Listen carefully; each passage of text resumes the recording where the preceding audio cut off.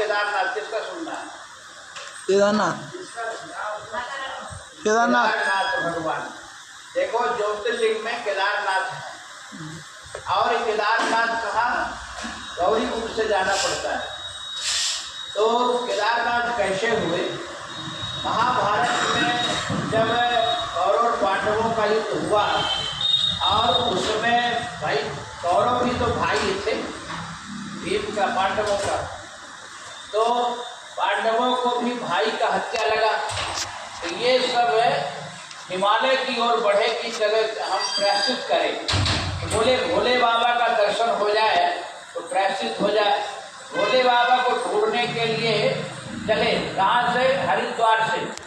जहाँ आप हरिद्वार के पेड़ी में पहुँचते हैं, पहले भीम घोड़ा है, भीम वहीं से चले, और चल करके आप बद्री नारायण के पहले ज्योतिर्मठ है, तो वहाँ जब पहुँचे ये पांचों पांडव, ज्योतिर मतलब को देखे, देखते हैं ना, बोले कि भोले बाबा है कहाँ?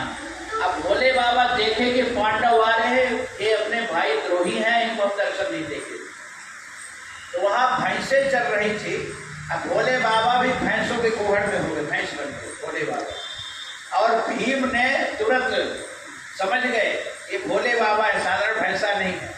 अब जैसे भीम एक गदा मारे, उसी समय धड़ तो वहीं रह गया, और सिर जाकर के कहा नेपाल में, काठमांडू में जाके गिरा।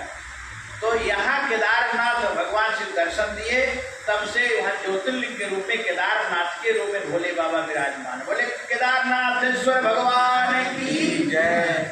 और पशुपति जो काठमांडू पशुपतिनाथ जी हैं, वो ज्योतिर्लिंग में नहीं आते, लेकिन ज्योतिर्लिंग से ज़्यादा महत्व है उनका। यदि आप काठमांडू में, नेपाल में, जो आप पशुपतिनाथ जी का दर्शन कर लीजिए, तो आपकी पशु योनि छूट जाएगी, आपको पशु योनि में जाना नहीं पड़ेगा।